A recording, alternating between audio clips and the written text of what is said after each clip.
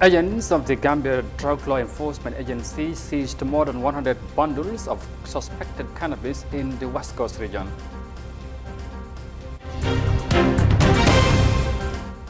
Nigeria's central bank is set to welcome digital currencies into the country's market despite the ban on cryptocurrency. And Egypt has invented locally made laptops and tablets in response to the growing demand. Well, these and more coming your way in News Desk.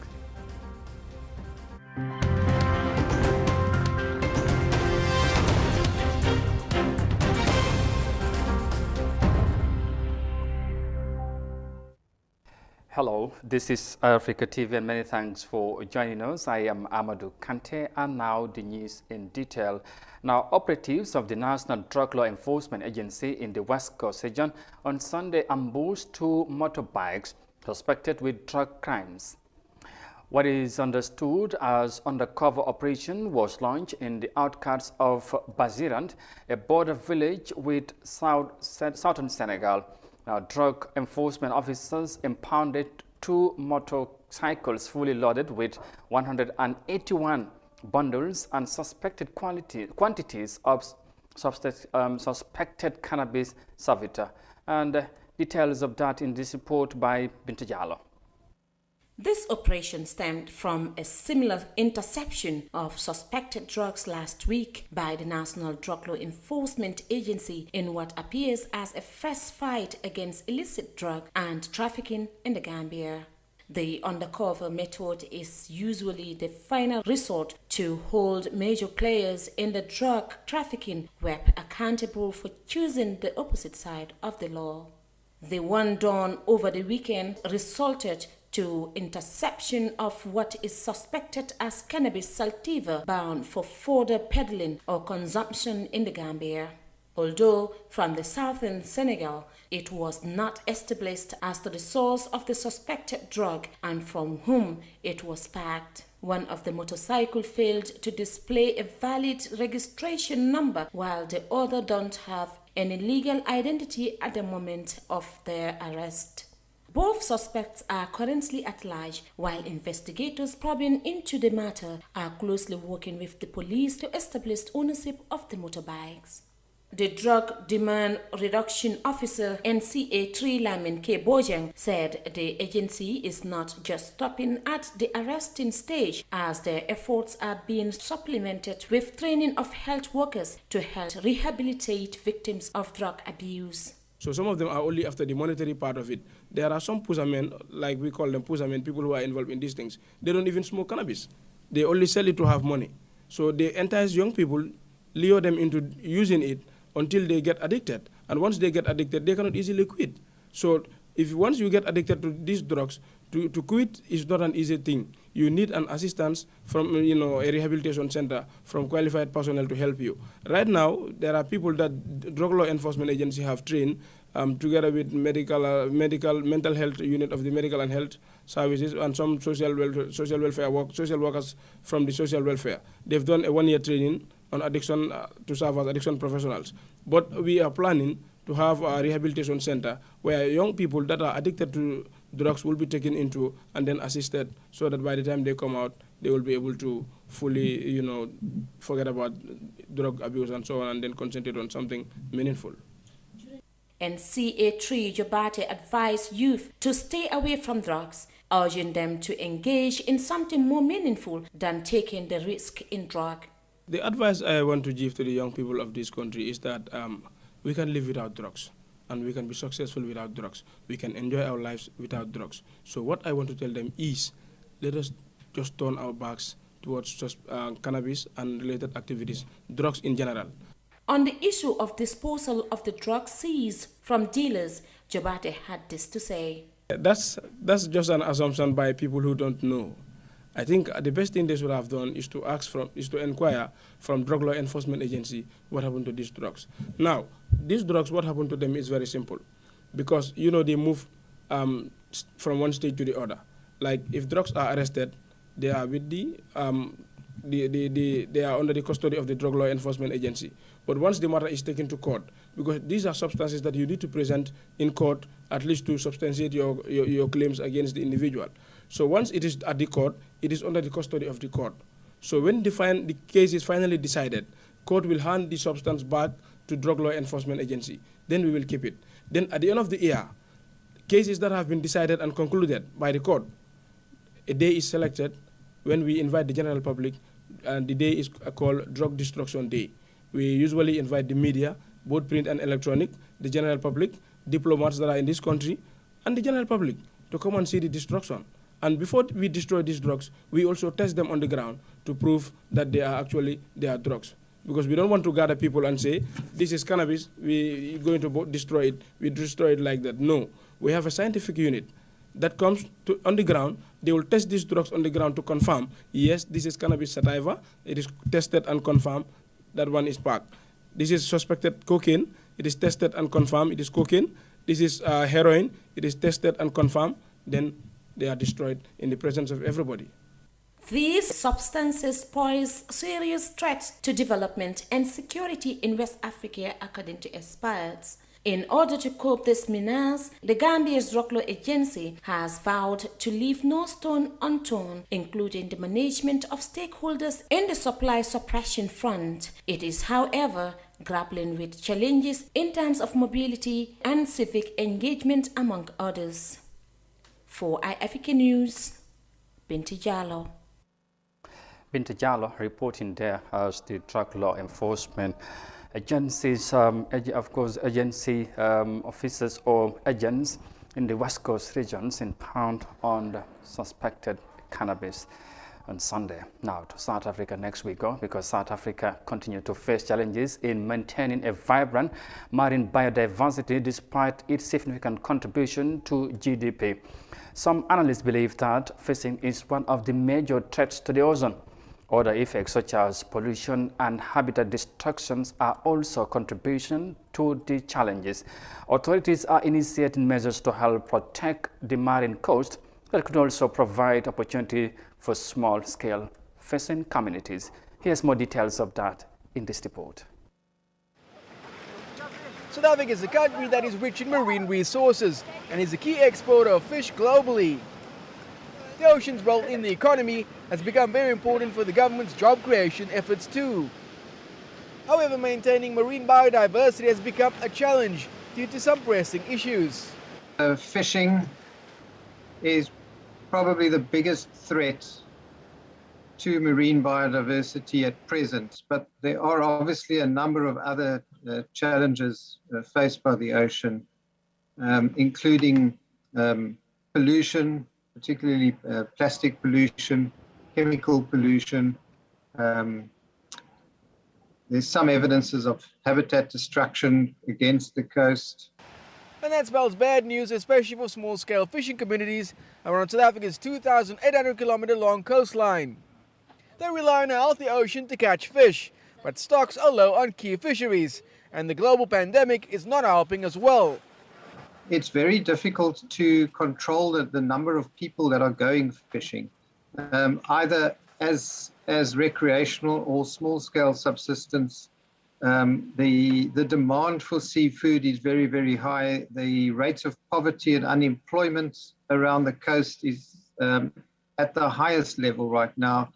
And many people are turning to the ocean for food and some kind of economic relief. Plastic pollution is another issue affecting small-scale fishing communities, as well as marine biodiversity. The South African Department of Forestry, Fisheries and the Environment's Source to Sea initiative, though, aims to mitigate the situation by focusing on managing litter sources. Through the government's Operation Phakisa initiative, it hopes to tap into the blue economy in a major way and unlock new opportunities for small-scale fishing communities around the country's coastline. According to some experts, certain steps that can be taken could benefit small-scale fishing communities.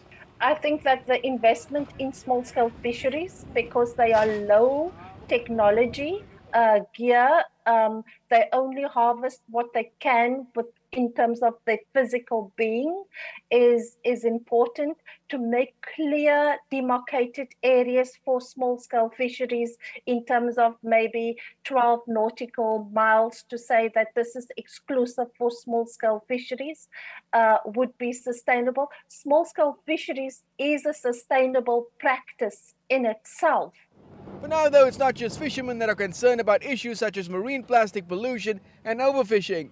South Africans are growing concerned as well, and it's only through collective action that the health of the ocean can be maintained to sustain life and livelihoods.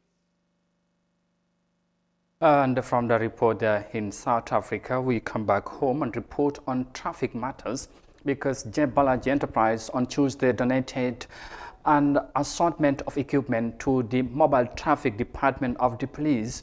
The assortment of equipment includes 300 high visibility traffic jackets, 200 traffic cones, and 150 solar torchlights.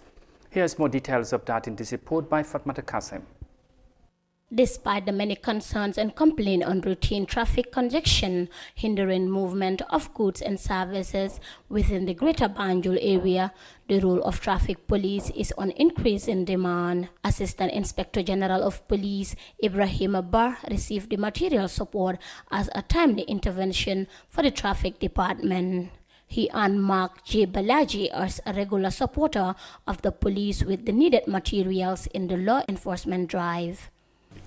This gesture is a clear demonstration of your commitment to national security, because national security, the police is always taking a lead in national security. Anybody coming to the assistance and support of the police has a stake in making sure we have a crime-free society.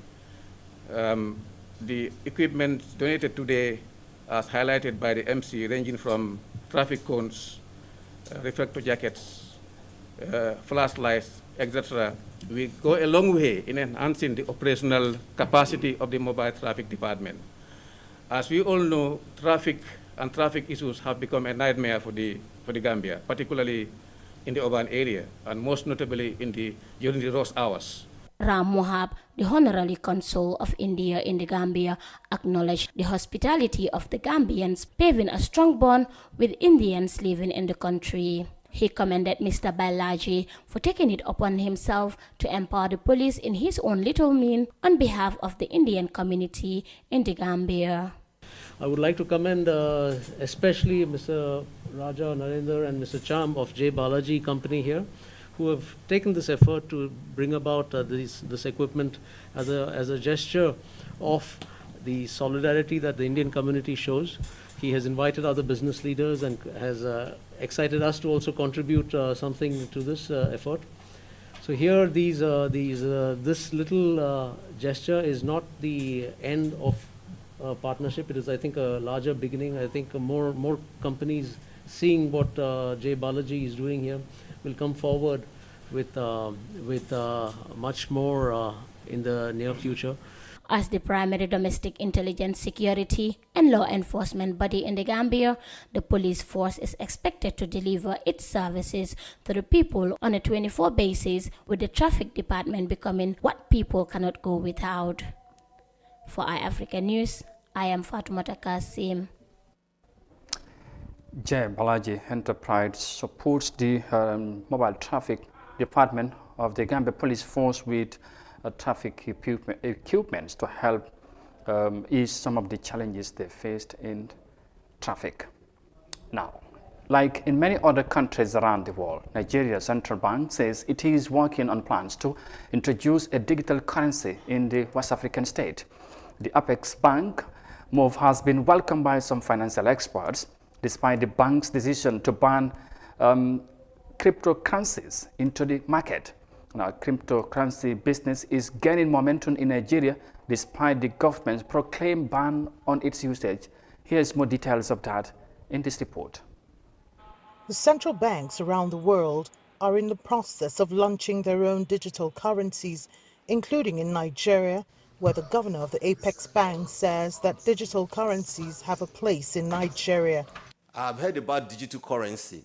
We are working on it. We have set up our committee on CBN, and I can assure everybody that digital currency will come to life even in Nigeria. The remarks of Nigeria's central bank governor, Godwin Emefiele, are in sharp contrast from the bank's stance of being averse to the adoption of cryptocurrencies. The Apex Bank had on February the 5th prohibited the use of cryptocurrencies for transactions, but conversations at the latest Monetary Policy Committee meeting indicate that the bank may be reconsidering its decision, and experts have welcomed the development. The fact that they are considering it is a huge plus already in the first place, because when you consider the fact that central banks are built to be risk averse, that's a huge deal. Cryptocurrency in itself is innovative, right? Neither good nor bad. It depends on the regulation that is built around it and who is using it, right? So what could go wrong is if we do not set up our processes correctly well, right? If we do not set up our regulations correctly well. And when if regulation stifles innovation too much, it's a problem. If regulation lets loose too much, that's a problem also. If we're going to do a digital naira, we need to get the proper experts to build out that technology. Despite the ban on cryptocurrency in Nigeria, there's been an upsurge in person-to-person transactions. The growth has placed the West African nation among the world's largest cryptocurrency markets. It's an easy way for transfer of value from one person to the other, right? So if you're in a scenario where you need to transfer money to somebody, pay for something, and you look at the bank charges and you compare that, you can do it better, faster with crypto. That's one reason why you want to go the cryptocurrency angle. The second thing is, which we shouldn't avoid, is just money making, right? The typical Nigeria wants to make extra cash, right? That's like the typical driving force. And day by day, a lot of people are realizing that just by trading these currencies, they can make some little amount of money to keep them going. As Nigeria considers the adoption of digital currency, industry players advise that proper regulations, technology, sensitization, and experts' engagement are highly considered in the process. This move will help boost confidence in cryptocurrency trading and transactions. Digital currencies making rounds in many countries around the world. I hope it will get to the Gambia anytime soon. Well, from that report there in Nigeria, we would now take a break and come back shortly. Stay with us, we'll be right back. More stories coming ahead. The pride we take in our brand, the work we put into constantly change the landscape and elevate real estate in the Gambia, it's compared to none. From inception, our goal was to add value to the beautiful Gambian landscape. That's why we are proud innovators of community estates. Kololi Sands is an exceptional piece of work, tailored for ultimate convenience and luxury, to bring you an element of finesse that is rare but unique in its own. This is also our pride and joy, and we welcome you to the exquisite beauty right here in Kololi and right here on the waterfront. Kololi Sands, feel the ocean breeze at your doorstep.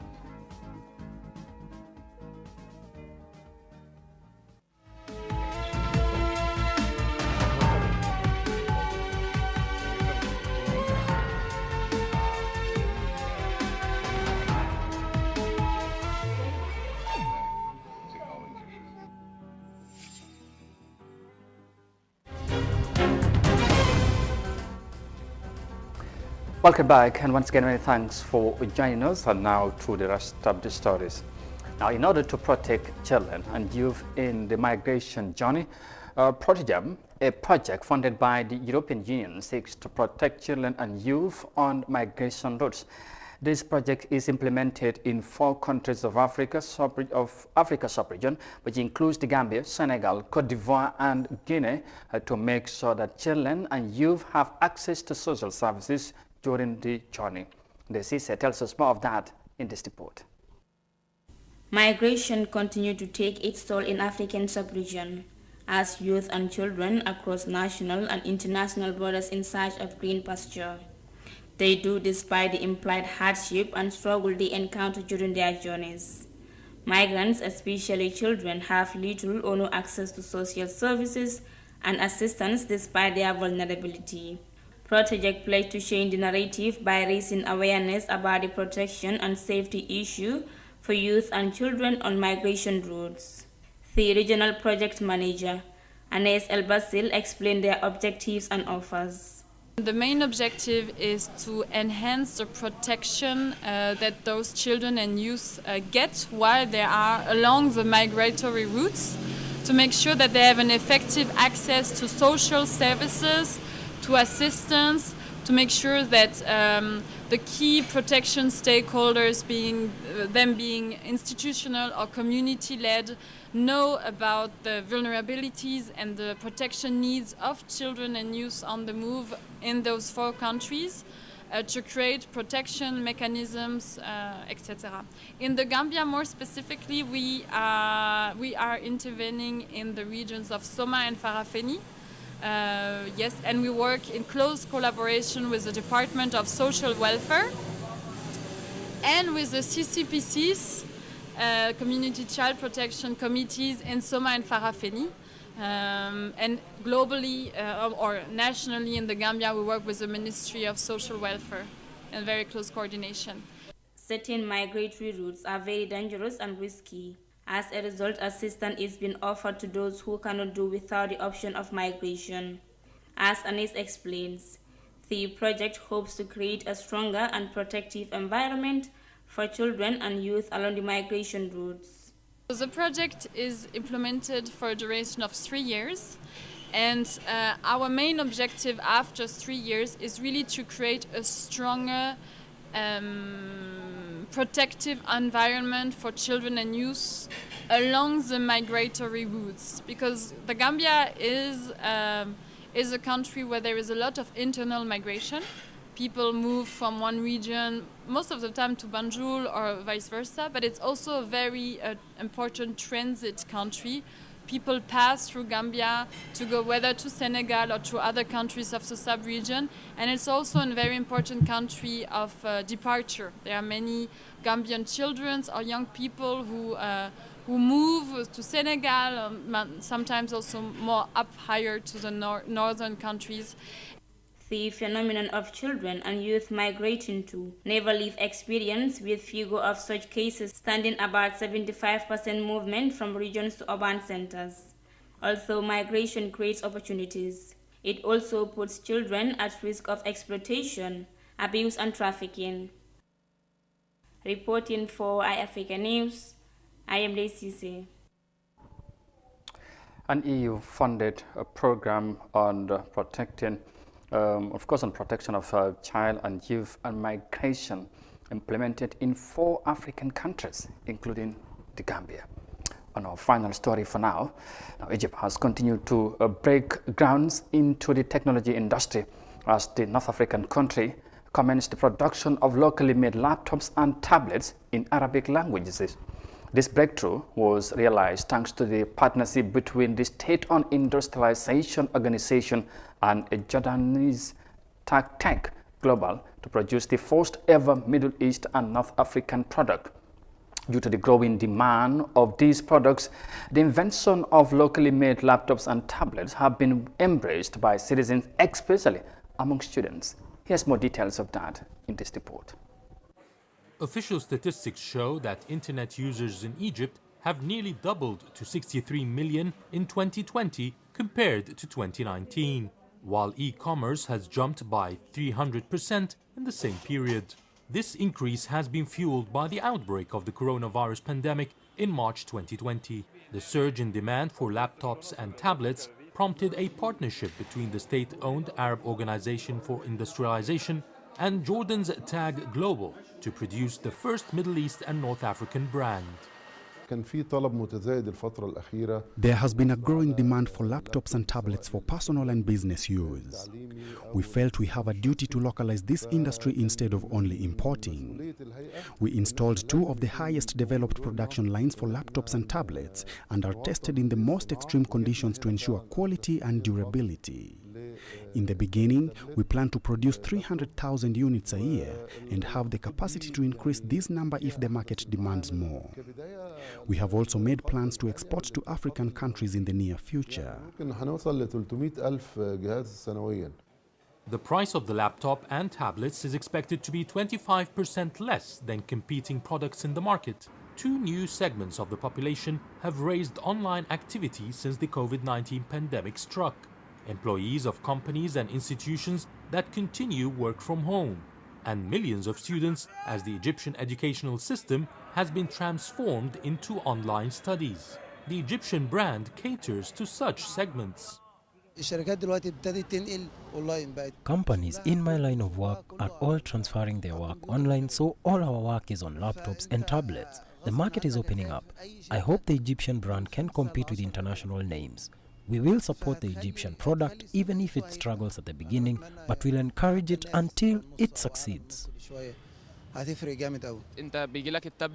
We receive the tablets after paying the import costs, tariff costs, taxes and transport costs.